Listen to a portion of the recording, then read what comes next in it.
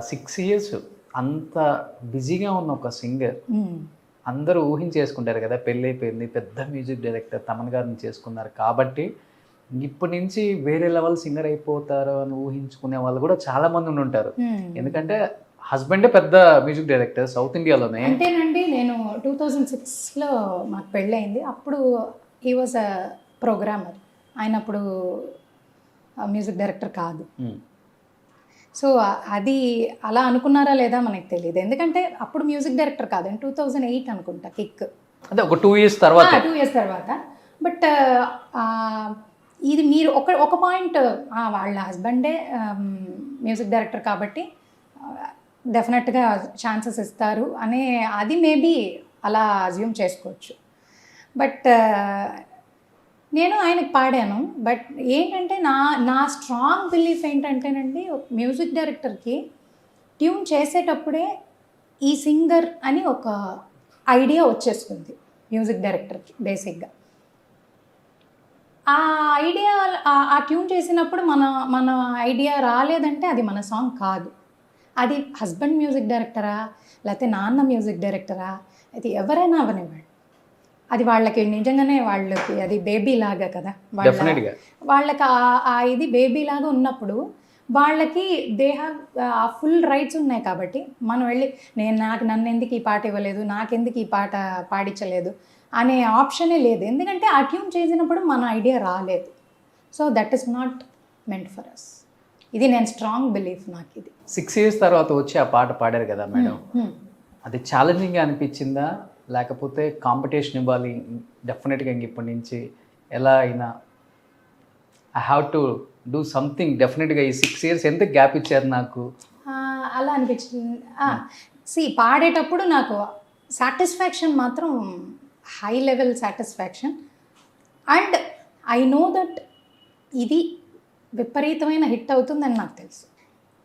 ఎందుకంటే ఆ music director అలాంటి ఆయన, అండ్ ఆ పాట ఆ ట్యూన్ అలాంటి ట్యూన్, అండ్ దట్ మూవీలో ఫుల్ లెంత్.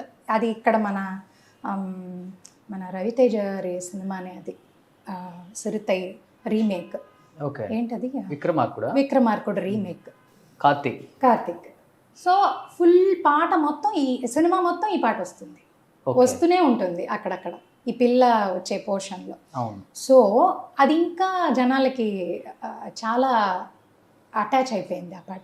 సో ఆ తర్వాత నాకు 6 ఇయర్స్ నాకు ఫోన్లు ఏమీ రాలేదు, ఇలాగా పాట బాగుంది అని ఇది దాని ముందు వచ్చేవి కదా, మనం రిలీజ్ అయితే పాటలు ఈ పాట బాగుంది అలా. ఆఫ్టర్ ఈ సినిమా రిలీజ్ అయిన తర్వాత మళ్ళీ స్టార్టెడ్ అందరూ ఫ్రెండ్స్ ఫోన్ చేయడం, తర్వాత సింగర్స్ మ్యూజిక్ డైరెక్టర్స్ అప్రిషియేట్ చేయడం అన్నీ అప్పుడు స్టార్ట్ అయింది. అంటే మ్యారేజ్ తర్వాతే 6 ఇయర్స్ గ్యాప్ అనేసరికి బాధ అనిపించిందా మీకు కూడా? పెళ్లి తర్వాత లేదు, నాకేంటంటే మా అబ్బాయి పుట్టేశాడు. సో నేను అది యూటిలైజ్ చేసుకున్నాను. ఓకే, ఆ టైంని నేను నాకు అసలు ఆ బాధ ఏం పెద్దగా అనిపించలేదు. ఎందుకంటే నేను కాన్సన్ట్రేషన్ ఫుల్గా మా అబ్బాయి మీద ఉంది. సో ఆ 6 ఇయర్స్ నేను అలా యూటిలైజ్ చేసుకున్నాను. తమన్ గారు మ్యూజిక్ డైరెక్షన్లో మీరు ఒక 5-6 సాంగ్స్ పాడారు.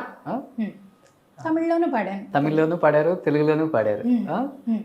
డైరెక్టర్ గారు వైఫ్ అని ఆఫర్ ఇచ్చారా, లేకపోతే శ్రీవర్ధిని మంచి సింగర్ దీనికి జస్టిస్ చేయగలరు పక్కా మీరు అన్నారు బిఫోర్ కూడా, ఒక మ్యూజిక్ డైరెక్టర్కి ఒక సాంగ్ అంటే ఒక బేబీ ఫ్రేమ్ చేసుకుంటారు, ఈ సింగర్ పాడితే బాగుంటుంది అని. అలా శ్రీవర్ధిని గారిని ఫ్రేమ్ చేసుకున్నాను అని చెప్పారు. ఆయన ఫ్రేమ్ చేసుకోబట్టే వచ్చింది, లేకపోతే ఆయన ఇంటర్వ్యూలు మీరు చూస్తుంటే మీకు తెలుస్తుంది. ఎవరు అడిగినా కూడా ఆయన అదే చెప్తారు, ఈ పాట సూట్ అయితే డెఫినెట్గా అది ఇస్తాను, లేను ఫ్యామిలీ అని కానీ ఇలా అని కానీ. అది నిజంగానే మేము ప్రొఫెషనల్గా ఎప్పుడు డిస్కషన్స్ ఏమి ఉండవు ఇంట్లో. అయితే నో ప్రొఫెషనల్ డిస్కషన్స్. ఫ్యామిలీ అయితే ఒక 100కు పైగా పాడేవాళ్ళు ఇప్పటికి కూడా. ఫ్యామిలీ ఆయన అలా మీకు వైఫ్ వల్ల మీకు పాట ఇచ్చారని ఎవరైనా అనుకుంటే నేను ఇంకా ఎక్కువ పాడు. నిజంగా అండి, వర్క్ వైజ్ తమన్ గారు మీరు జెమ్స్, నాకు నచ్చారు మీరు. వైఫే సింగరే, అందుకే 5 పాటలే ఇచ్చారు ఇన్ని ఇయర్స్ కెరీర్లో కూడా. మీకు బాగా నచ్చే పాట ఏంటి తమన్ గారు ఇచ్చిన సాంగ్స్లో? నాకు ఇచ్చిన పాటల్లోనా, నాకు ఫస్ట్ టమ్ పాడారు. టమ్ లాస్ట్ గా పాడాను, అది వేరే లెవెల్. ఇంకా అది వేరే లెవెల్. అవును, రీసెంట్ గా పాడాను. బట్ దానికి ముందు కిక్ పాడాను, మనసే తడిసేలా, ఆంజనేయుల్లో పాడాను. ఆ తర్వాత ఇది మన తమిళ్లో ఆలినాల్ అழగరాజా పాడాను, తమిళ్లో కిక్ పాడాను. అందులో ఉన్న పాత నేరం అనే సాంగ్ ఈ రెట్రో స్టైల్ రాజాగారి స్టైల్లో చేసిన పాట అది. ఓకే, తమిళ్లో. సో దానికి ఆయనకి ఫ్రేమ్ నా మేబీ అది నేను పాడితే బాగుంటుందని అనిపించి ఉండొచ్చు. సో అది నేను పాడాను, అది చాలా పెద్ద హిట్. మీకు కిక్ ఇచ్చిన సాంగ్ అంటే తెలుగులో ఆయన ఇచ్చిన సాంగ్స్లో, ఆయన మ్యూజిక్ డైరెక్షన్లో? నాకు అన్నీ ఇష్టమే. నాకు అంటే నేను పాడిన దానికంటే నాకు ఆయన మ్యూజిక్లో చాలా పాటలు ఇష్టం. నేను పాడిన దానికంటే కూడా చెప్తున్నా, నాకు ఆయన మ్యూజిక్లో నేను పాడిందంటే నాకు నా తమిళ్ సాంగ్, నేను పాడిన తమిళ్ సాంగ్ ఇష్టం. తెలుగులో అంటే ఫస్ట్ మనసే తడిసేలా చాలా అగైన్ మళ్ళీ ఆ ఒక పిల్లల ఫీల్లో ఉంటుంది. సో ఆ ఒక 4 లైన్ చాలా టచింగ్గా ఉంటుంది, చాలా అది and his first movie kick. So అప్పుడు నేను అందులో పాడిన వల్ల నాకు అది స్పెషల్ సాంగ్. సార్కి ఫస్ట్ మూవీ, మీకు చాలా స్పెషల్ సార్ దగ్గర ఫస్ట్ సాంగ్. ఎస్, ఒక 4 లైన్స్. మనసే తడిసేలా కురిసే నవ్వుల చిరుజల్లా, సమయం మెరిసేలా విరిసే ఆశల హరివిల్లా, కంటికి కనబడు ప్రాణమా గుండెకు వినబడు మౌనమా, మనసే తడిసేలా కురిసే నవ్వుల చిరుజల్లా. సూపర్. ఫస్ట్ టేక్కే ఓకే అయిపోయిందా లేకపోతే? అవన్నీ అవ్వండి, ఫస్ట్ టేక్లో ఎందుకు ఓకే అవుతుంది?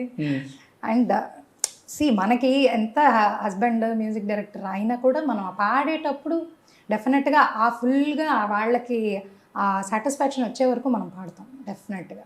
అది అలా వెంటనే టేక్లన్నీ ఓకే. ఇంట్లో ఉన్నట్టు ఉంటుందా మేడం, లేకపోతే ఆ కంఫర్ట్ జోన్ ఉంటుందా అక్కడ పాడేటప్పుడు, లేకపోతే స్ట్రిక్టా సార్?